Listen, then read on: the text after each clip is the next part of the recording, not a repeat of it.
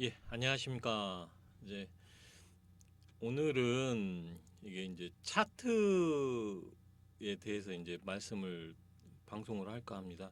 그 테마하고 차트는 이렇게 이제 그때그때 이슈가 생기고 뭔가 이제 말할 거리가 생기면 이렇게 얘기를 해야 할 것 같아요. 이게 종목을 짚어가면서 제가 이제 여러분 방송을 보셨으면 아시다시피 뭐 제가 옆에 차트를 따로 깔거나 이러지를 않거든요. 그냥 말로만 방송을 하기 때문에 이게 종목을 이야기 않고 이야기하기가 상당히 좀 어렵더라고요.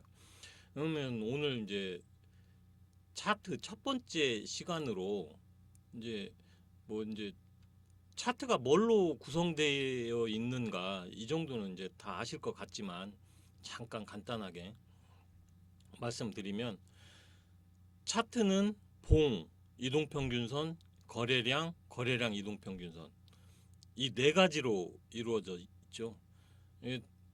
보조지표는 이 네 가지의 연산에 의해서 이렇게 별도로 나오는 겁니다.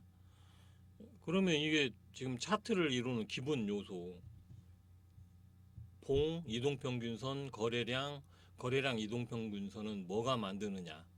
호가판이 만들죠. 오늘은 첫 시간으로 이 호가판 얘기를 잠깐 할까 합니다.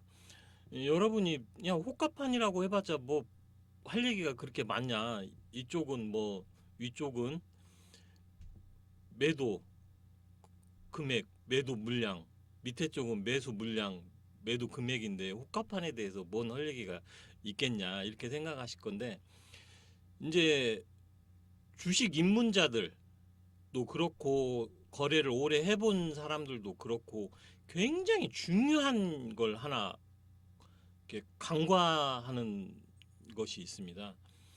이건 이제 주식을 투자하는 사람들이 반드시 알아야 되는 것 중에 하나거든요. 그게 뭐냐면 여러분이 이제 호가판을 이렇게 하시다 보면 단주 거래나 아니면 일정한 패턴의 어떤 그런 거래가 있을 거예요. 호가판이 차트를 만드는데 그렇다고 보면은 이런 것들은 뭔가 이제 뭐 그런 것들에 대한 여러 가지 설이 있습니다. 뭐 우스갯소리로 뭐 세력들 간의 뭐 응?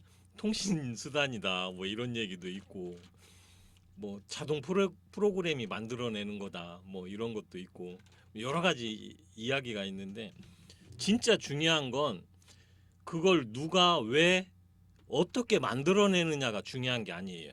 다시 한번 말씀드리겠습니다.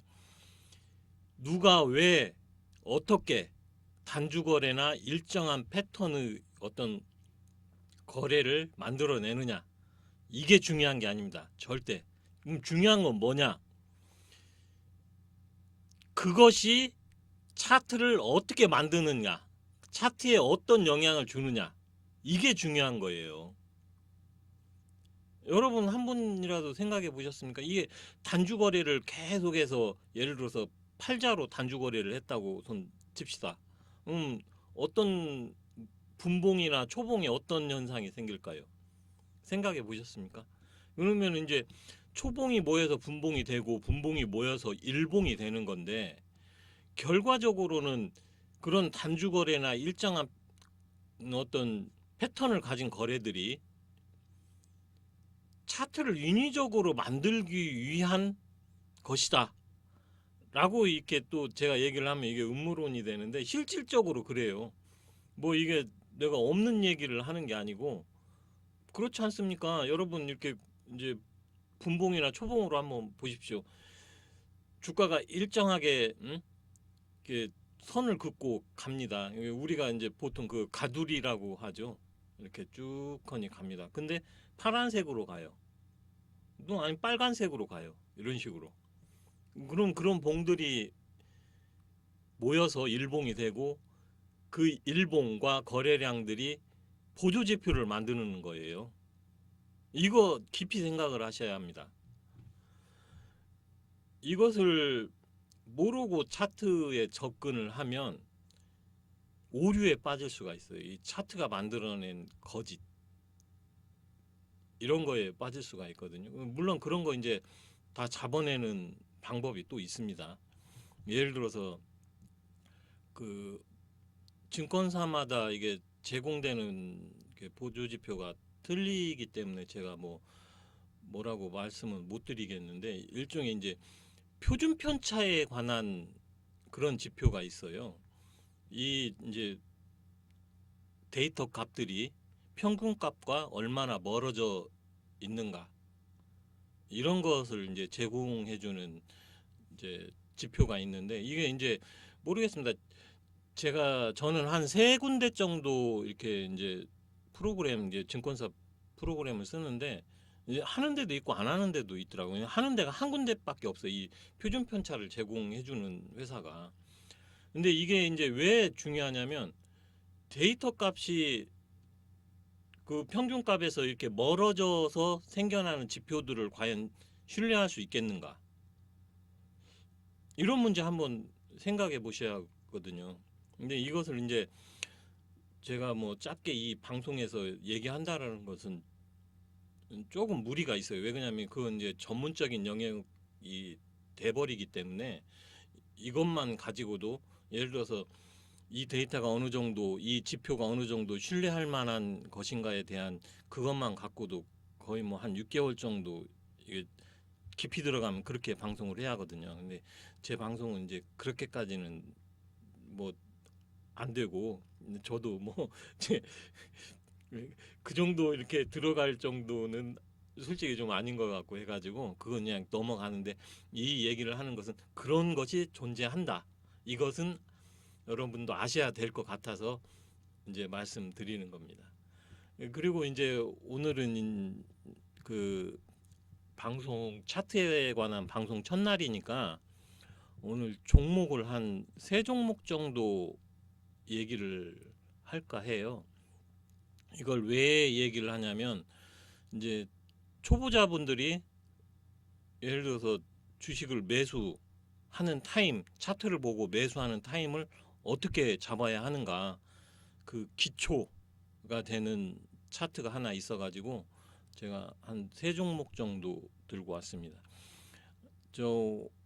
오늘이 9월 6일 날 일인데요. 이제 목요일 날 이 종목을 만약에 이 방송을 보고 이 종목에 대해서 대응을 하실 분들은 이렇게 하시면 돼요. 이제 제가 들고 온 것이 태평양물산하고 AT 세미콘 그리고 GS 건설인데, 이게 이제 어떤 종목이냐면 주가가 쭉 흘러내리다가 바닥을 찍었습니다. 바닥을 찍고 상승하다가 무릎을 찍고 지금 다시 하락하다가 발목에 와서 반등을 하는 그런 종목이에요. 이게 쉽게 얘기해서 쌍바닥이 아니죠. 요새는 쌍바닥, 예전 제가 얘기했죠. 예전 쌍바닥이지 요새 쌍바닥을 잘못 들어가시면 안 되고, 이렇게 이제 바닥 찍고 발목에서 반등하는 이런 차트. 이게 태평양물산도 그렇고 지금 AT 세미콘도 그렇고, 이게 바닥 찍고 저 발목에서 재반등하는 타임이거든요. 그리고 GS 건설도 잠깐만요.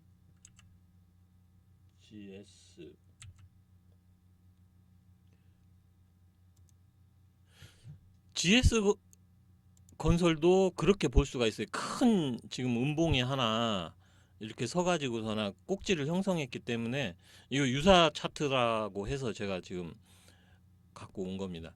근데 이제 이 차이점이, 태평양물산은 이 종가에 상승을 했고 AT 세미콘은 종가에 하락을 해서 마감을 한 거예요.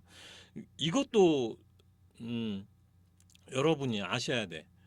장 마감에 왜 가만히 있다가 왜 어떤 종목은 떨어뜨리고 어떤 종목은 왜 올리느냐, 이것도 누가 왜 떨어뜨리고 왜 올리느냐가 우리 개미한테 중요한 게 아니에요.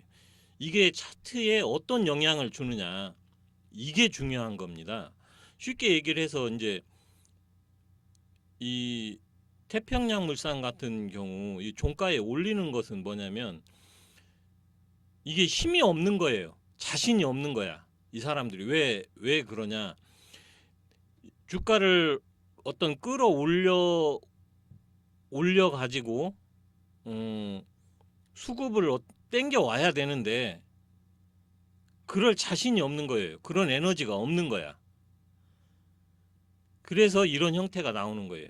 근데 반대로 A 세미콘 같은 경우는 이게 이제 내일 그 월요일 날 아침에 보시면 알겠지만 이런 종목은 만약에 개파락으로 시작하면 바로 저 들어가시면 돼요. 개파락으로 시작하시면 그 만약에 여기에 뭐 100만 원을 택업을 하고 싶다. 그럼 뭐 한 50만 원 정도 택업 하시고 기다리셨다 조금 더 빠지면 바닥 확인을 하셔가지고 나머지 들어가시면 되거든요.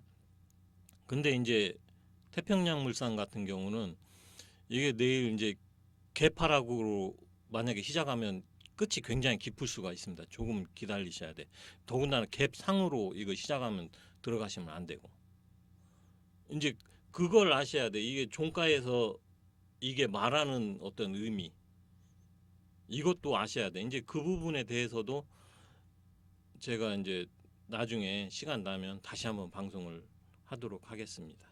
그리고 GS건설 같은 경우는 쭉 빠졌지 않습니까?